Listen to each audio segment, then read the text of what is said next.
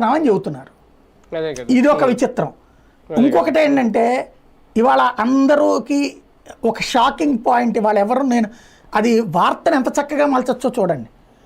రోడ్లు రహదారులు గుంతలు పూడుకోబోతున్నాయి, అద్భుతం.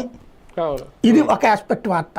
ఏది ఓ పక్కన టోలేస్తూ నెంబర్ 1. రెండవది 70,000 కోట్లతో బనకచెర్ల ప్రాజెక్టు గోదావరి మీద నీళ్లు రాయలసీమకి తీసుకెళ్తున్నారు. హెడ్డింగ్ ఇది. విషయం ఏంటో తెలుసా? తర్వాత అసలు పాయింట్ చావు కబురు చల్లగా చెప్పినట్టు దాన్ని ఏమంటారు, పీపీపీ పద్ధతిని అంట. అంటే సాగునీటి ప్రాజెక్టు ప్రైవేట్కి ఇస్తారట. 25 ఏళ్ల పాటు డబ్బులు వసూలు చేసుకోవచ్చట వాళ్ళు. దీనివల్ల రైతాంగానికి డబుల్ ఆదాయం వస్తుందట.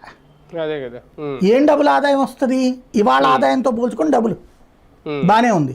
కానీ ఒక రైతు ఎరువు, విత్తనాలు, పురుగు మందులు, కూలీలు, యంత్ర సామాగ్రి వీటన్నిటితో ఇప్పుడు ఏ భారం లేకుండానే విలవెల్లాడుతున్నాడు.